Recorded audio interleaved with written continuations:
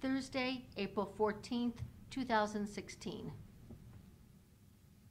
Pledge allegiance to the flag of the United States of America and to the republic for which it stands, one nation, under God, indivisible, with liberty and justice for all. Dispense with the reading of the minutes. Second. Mr. Shenigo? Yes. Mr. Monahan? Yes. Mr. Farrell? Yes.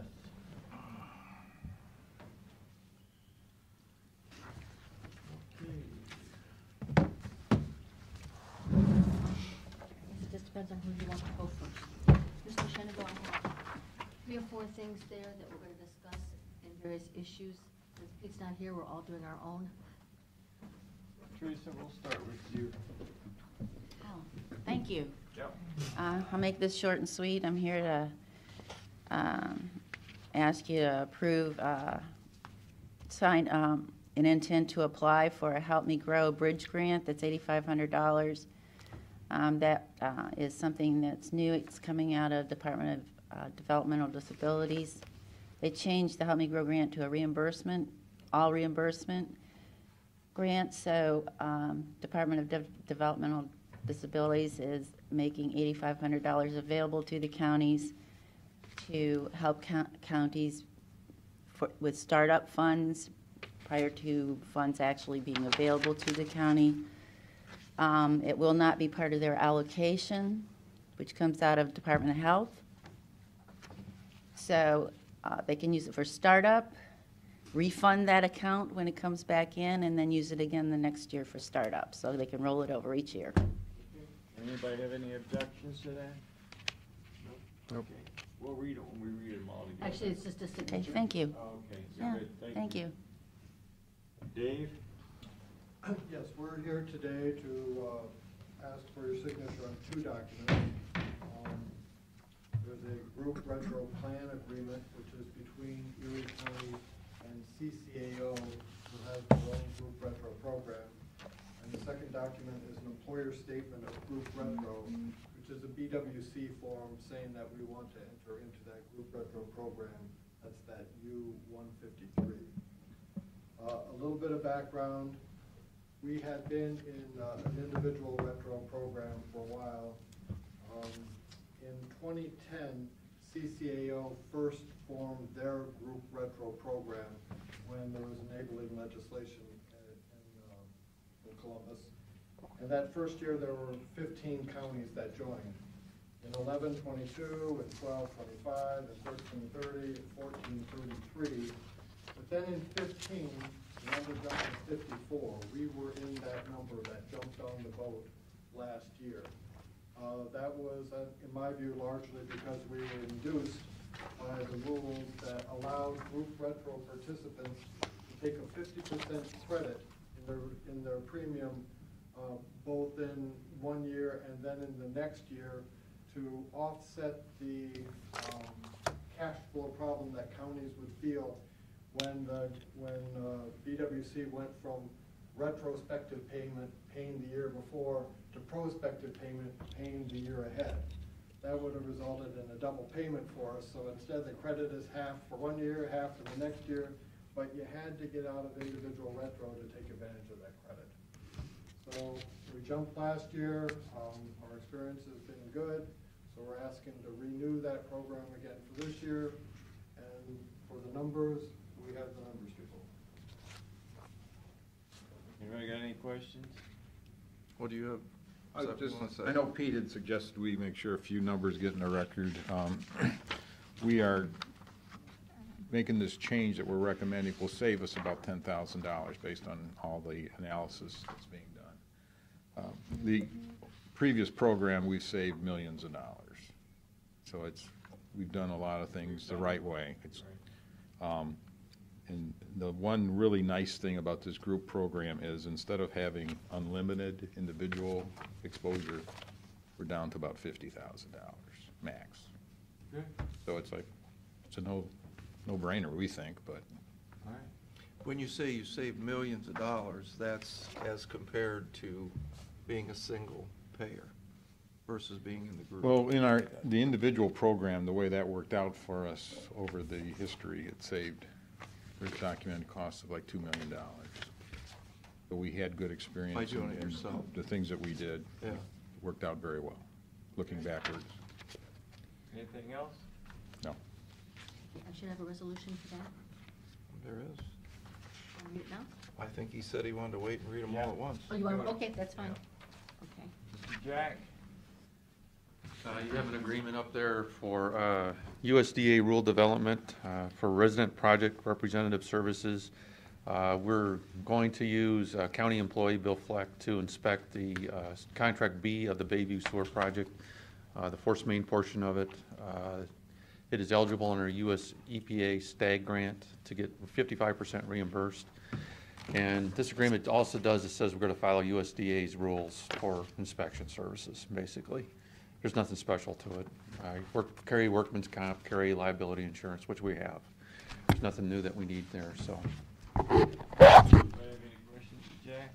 Yeah, this Bayview relocation program, how much does that cost? What's his contract value? The revised, the auditor certificate, I'm thinking is like 83,000? I thought it was Oh, the 83.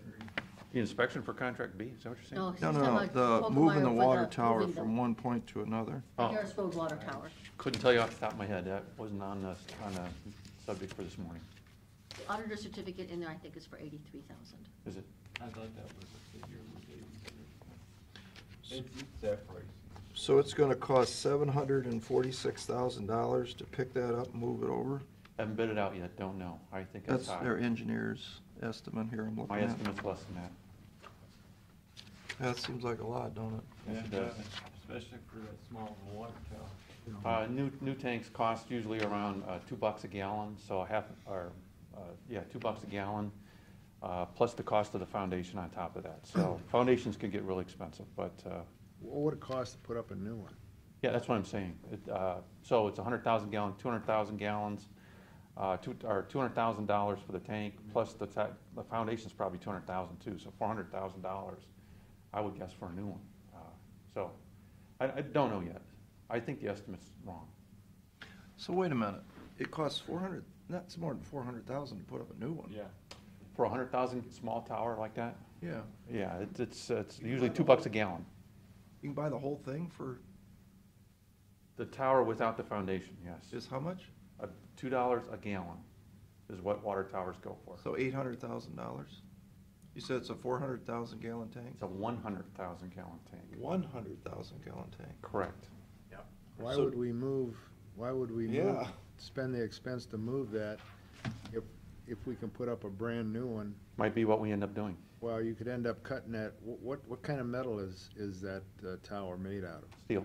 Steel? Yeah, You it cut could- that, Welded cut that steel. up and sell the steel and get a new one, and you've actually saved a lot of money. That will be evaluated. Plus, the other thing you gotta think, if we're gonna pay $80,000 towards just engineering to move it, if we just hire a water tower contractor, we don't have to pay.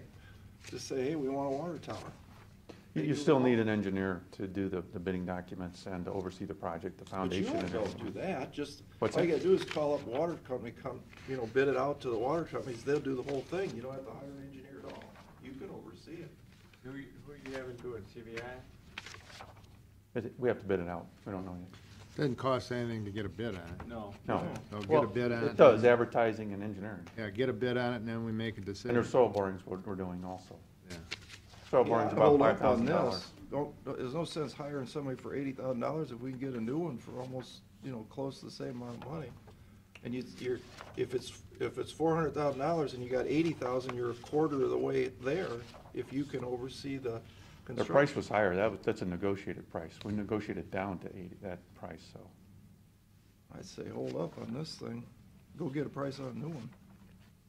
Why don't you get a price on a new one first, Jack, just to see where it's at? I mean, Right. does it cost us anything? Would it cost us? No, it doesn't cost anything to ask CB&I, Chicago Bridge and Iron, what it would cost. Well, get a cost of what it would, to move it. Maybe it's way out of line. I don't Right. know. We'll do. Okay, so we'll hold up on this resolution. Okay, Jack, anything else? Okay, thanks. Okay, Jack, you wanna read them? Well, the only other thing I had is the zoning hearing Okay, I will let Mr. Pajano. And we don't control noise issues. That's a township. Yep. What was- They really don't have it. And we didn't think we would make comment. We thought maybe it'd just be good to be there and find out what they decided and what was said. What was that on? It's some- what's a zoning hearing for Mad River to have outside concerts, basically. A lot of it has to do with Bike Week, but not all of it. Beer stand outside and whatever. The entertainment, that kind of thing. Yeah, All that's the, basically all it. the authority is under the township, not us. We just think we'll send Steve, that way we're represented and get an idea what's going on. I will let him know. Okay, You ready? we're ready. So, by motion, rescind resolutions 16-126 and 16-129 and 16-131 adopted on March 3rd. Payment to Matthew Bender for prosecutor's office and the invoices had been previously paid. Second. Mr. Shenigo? Yes. Mr. Monahan? Yes.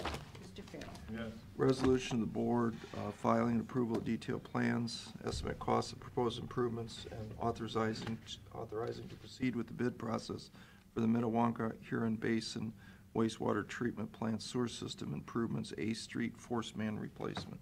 Second. Mr. Shenigo? Yes. Mr. Monahan? Yes. Mr. Farrell? Yeah. Resolution of the board for the purpose of declaring certain items surplus in order to be discarded. Second. Mr. Shenigo? Yes. Mr. Monahan? Yes. Mr. Farrell? Yeah.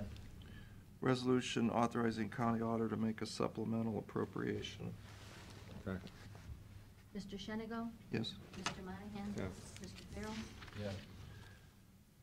Resolution entering into a lease agreement with the Center for Cultural Awareness. Second. Mr. Shenigo? Yes. Mr. Monahan? Yes.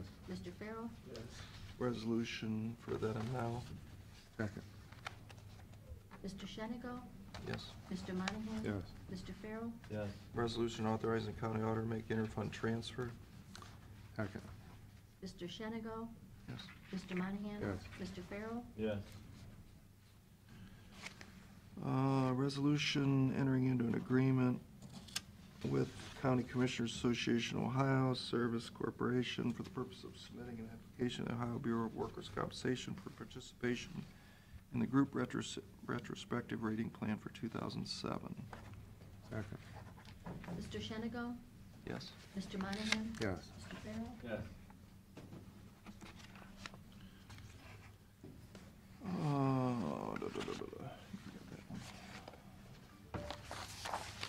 Resolution, Board of County Commissioners, purpose of entering into an agreement with the U.S. Department of Agriculture Rural Development for residential project representative service on the Bayview Sanitary Sewer Project. Second. Mr. Shenigo? Yes. Mr. Monahan? Yes. Mr. Farrell? Yes. And, I don't know what to say about this. Intent to apply for the early intervention All you really need services. to do is execute it. I'll just show that in a minute. That's Okay. it. Second. We're all set. All set? Okay. Thanks for coming in, folks. Is that all? You, That's Good it. luck. you guys ever cover old business? I understand somebody had a birthday on Monday. On when? On Monday, I think it was? Yesterday. Oh, yes? Yesterday. Oh, what's a day or two? How old? Turn 21 again. 39? That's terrible. That means you're almost 40. I know. 1 year away Thanks, from Ed. dead. Okay. Job and Family Services. Morning, Jeremy. You ready? Morning. New haircut. Sort of, yeah. That looks nice. A little more windblown, I guess I would say that. Okay. Ohio Means Jobs, I'll start there. That's where a lot of interesting things are going on, as you know. The job fair at Kalahari was a bit of a disappointment. We had more than 150 employers there on March 31st. Only 182 job seekers showed up. You think? Yeah. Talk about one-on-one. So we had almost more jobs. Yeah. So a couple of job seekers had two employers sitting with them. We did when we created the date, which is something we do annually, we forgot about this one being like spring break. And it was very warm and sunny that day, but, you know, those factors aside, it still is a disappointment, and it kind of contributes to what we tend to see at the agency, which is a lot of people don't want to work. So what is the warm and sunny? I saw that in your report. What does that have to do with them not going to the job fair? Well, if you're not highly motivated to work and it's a warm and sunny day, you're probably going to just go out and wash your car. Yeah. Take a nap, whatever. I don't know. Well, you know, the problem is right now, it's really a job seeker's market. Yes, it is. Because there are so many jobs out there, they, you know, didn't feel that they needed to go out. Right, you know. And, you know, Had this been 2009, I think you would have been loaded. You know what? Surprisingly enough, even in 2009, you know, where you were seeing the problems with Ford and GM, you still didn't have a lot of job seekers. It's just, it's a disappointment. It's that lack of motivation. Yeah, when I was out there, I looked, you know, the people were looking for people, and nobody's coming in to Yeah. look for one of their jobs. Exactly. Well, you know, that kind of butts right up against the comprehensive case management, CCMEP, that has been put into the revised code and is part of what's going on with agencies across the state. You know, it's going to be a real challenge because what we're looking at is having to really play social worker, job coach, a person who is identifying barriers that might be physical or psychological, and get these people employed, and they have to stay employed. Or addiction. Yeah, addiction is certainly a big part of it. So when we look at that, we are supposed to be seeing this go into effect with July. I doubt that it'll happen. House Bill 500 was introduced a couple of weeks ago. Representative Arndt is spearheading that. And what he's looking at is a career pathway. That's what he's calling it. It's an alternative to CCMEP. It's basically looking at the poverty level rather than the number of unemployed, and working more like in that arena. He did come to see us. He asked to come to our agency specifically, and you know, he's said, would we be interested in being a pilot county? We said we felt our commissioners would support that. He hasn't come back. That's why I haven't brought it to you, but That would be probably helpful for us, right? it would. Yeah. It would, because we're asking the state, he's asking the state for $5 million for the pilot counties to run this program. So that would be helpful, plus it would certainly give us some time. I think what most counties are fearful of is that this is coming down with federal money, and if the counties don't meet the performance standards, they will lose money, and the money then reverts back to the state where it becomes discretionary. So there's kind of a feeling like the state kind of wants us to fail, so they have the money at their level. And that's something that I think Arndt really sees happening, and we do too.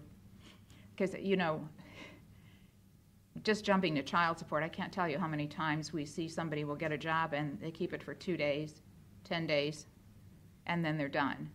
So it's not a question of getting somebody employed, it's the matter of them staying employed. And that's what CCMEP. What happens with the child support when somebody's like on, they don't have a job and they're not getting unemployment? What is their? They're built into every, and the courts, our local courts have been very good about this, built into every decree, judgment entry that orders child support, whether it be a divorce, a dissolution, or a juvenile because they were never married. There's a seek work order put in, so that if somebody is unemployed or underemployed, there's an order already in that first judgment entry that they seek work. So we have that at the agency. It becomes part of our workforce mandate, but then we can take them into court, and that's what usually happens. When they get behind, we take them into court under a contempt action for failing to follow a court order. So they're not only not paying, but they're not seeking work. Yeah, I was gonna say, with the amount of jobs that are open in Erie County, Mhm. there shouldn't be anybody unemployed. There shouldn't. And of course, the other thing you face is the ones that are working, under the table, and there's a lot of those who are making money that way too. Part of what we're facing too is now, of course, Area 7 has been qualified for automatic designation, so that's a little much of a relief. It's a breather, so we know that for at least for the next year, we won't have to be held back on that. 57 workshops were held in Ohio Means Jobs in the last 2 months. Last week, we worked with Erie Metro Housing. They had opened for vouchers, and there were 700 people that applied through the agency. Some of them were walk-ins, others were just online, but they used our resource room because we have, of course, that large number of computers in one spot. Family and Workforce, along with CCMEP, is the shared services. Those two programs go hand in hand and are again being promoted by the state. We're part of Hub 4, and we're the largest county in Hub 4. And we were supposed to be going live in 2016, the fall of 2016. However, the Canton Wave, and they call them waves, went live. And because of the problems they're experiencing, we let the state know that we would hold off until at least early 2017. We have the phone system, and that's a critical part, because what it'll mean is that if somebody's seeking benefits, they can now, when they call, it might be answered in Williams County, it might be answered in Ottawa County, because everyone has access to both CRISI and OYES, the newer system, and so they can pull up their case if they have other information. If there needs to be an appointment made, they will have access to what that county's appointment schedule looks like. But it's, for all that it sounds like a really good idea, and we do believe in cooperation, there are a lot of glitches that are showing up. The unit, Family and Workforce, won all its state hearings during February and March. They had a 95% timeliness rate for food stamps, with 5,060 individuals in Erie County receiving food stamps. They ranked 14th in the state for timeliness level. There are 4,859 Medicaid cases in Erie County currently. And for those people who are people without dependent children, there are only 5 adults in Erie County that are getting cash at this time. So I think sometimes that's an important thing to look at. The majority of people who get cash are grandparents, are people that have dependent children in their household because they've taken on the responsibility of raising other children. Federal law was effective April 1st. If somebody gets approved for Social Security supplemental income, SSI, they automatically become approved for Medicaid, which means they won't have to be coming into our agency for that. It's kind of like double-edged sword there. Children's Services, the number 102 seems to be pretty consistent, and it has been pretty consistent over the last few months. During this period of February and March, there were 322 intakes, and 63 of those child abuse and neglect intakes involved being screened in, and, there were 147 children involved. Of the 322, 147 children were screened in. The 32 of those kids that are in custody are with relatives or kinship caregivers. 26 are in Erie County foster homes, 31 are in other agency network homes, 7 are in group homes, 1's in the detention, 1's in a hospital, and 4 are in residential placement, which of course is extremely expensive. Those 4 in residential placement are averaging about $400 a day. Isn't one of those kids, I don't know if you're allowed to say, but isn't Genesis involved in one of those? Genesis, we have, certainly we look at Genesis only when the kids come out of custody. That's what I'm saying, isn't one of those, is there a potential, maybe? Yes. I Yeah. heard that, yeah. Save us a lot of money, you said, right? The agency, the state held back money, $8,000 for each county, because they weren't meeting the visitation rates that were expected by the federal government. And by visitation, they mean not only the visitation by who had been the custodial mother or the custodial father, but also like if it's a non-custodial parent that maybe they haven't had contact with, you can't locate them. All those things factored in, which really prevented most counties from getting the rate up.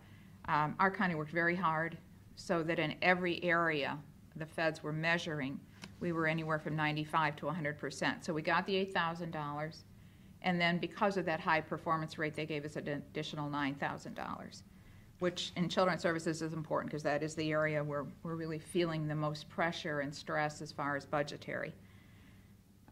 We have 21 foster and adoptive homes with 2 additional pending. One of the big problems is that limited ability to have placement for children with higher needs, and that's where we get into the residential. Some of those are as much as 4 hours away. You say higher needs, what, like? They're usually children that have significant physical or mental or psychological problems that a normal foster home, an Erie County foster home, wouldn't touch them. They wouldn't take them, and we wouldn't try to put them in there. There are some specialized foster homes in other networks. They can take some of these problems, but not all of them. And then even the group homes are not going to take somebody who's a fire starter, who's been declared a sexual perpetrator, predator. They're not going to take them. You have to go to residential. So that's why the cost is so substantial, because there's such a high level of maintenance for these kids. And of course, then the whole liability issue with them as well. And the last one is that we're working hard with Kevin in the prosecutor's office to achieve accreditation for Michael's House so that it will be a child advocacy center. And that's coming along very well. What does that do for Michael's House then? I mean, if he becomes a child advocate? It gives it a higher level of recognition and acceptance. If you go into court with something that's been done at Michael's House and it's been accredited, it gives it a higher credibility level. So it's very important, and I think it opens the way for additional funding too. Yeah, I was going to say, the funding now basically comes, from donations, Mm-hmm. throughout the community. Yeah. But the community's really been generous about that. They really have supported it. Any questions so far? No? Anything else? Yeah, child support, we're now going to be holding additional hearings at the agency. These are we really appreciate the cooperation with the court because it makes it much more efficient, faster, more effective to get things done. We're now going to also be hearing case suspension hearings with Magistrate McGorry at the agency. High school graduation, we emancipate a larger number of kids every year because there are more and more kids that are coming out of not only divorce or dissolution, but unweds. So these kids reach 18 and they graduate, or they're 19, and we have to emancipate them for child support purposes. So that has to go through our agency, made more complicated in recent years by the large number of online schools there are, and establishing that those are accredited schools, that they should be recognized, and we should take as accepting their recommendation or determination that a kid is graduating. Very difficult. Federal schedule of awards and fiscal has been completed, turned over to the auditor. All our 4D contracts have been approved by the feds. And big thing we've been doing the last 2 weeks is we had to convert from Time Force 1 to Time Force 2 for our timekeeping. It's gone fairly smoothly, but it's a very much more sophisticated system. So we had management be trained first and go first, and then line staff was trained, and they went live this past Monday. So we're definitely putting a lot of time into that. And that's about it. Anything? I asked you this before. In fact, I called and I was surprised, when you gave me 8 adoptions for the year. I would have thought we would have had a lot more adoptions in Erie County because I know there's a lot of Kids. people looking to adopt children. What are the ages? We have everything from birth to 17, 18 years old. And, kids can stay in custody past the age of 18 if the court determines that it's necessary. So one of the children and he's close to 20, who was a very expensive kid, and that's kind of putting a mercenary term on it. But the court required us to keep him in custody, and we finally were able to, with his Social Security and with other agencies coming in to help us, we got a placement. But he's a kid that needs 2 caregivers all the time with him. And it's hard to find a place that will take somebody that has his particular set of problems and issues. And so, not to back off, but we did have permanent custody of him, but no one was going to adopt. And so you get kids that you just can't find adoptive parents for them once you get them into permanent custody. And then you do have the kids that are usually with the foster parents. It's usually the foster parent who steps forward and says, yes, I think I would like to be the permanent parent. I want to be the permanent mom or dad for this child. But the older they get, the more problems they have, the more difficult it is to find an adoptive home. What is the average adoption rate per year in Erie County? I mean, you said we had 8 last year. What is that, like average, or? That's a little higher, actually. Is it? Wow.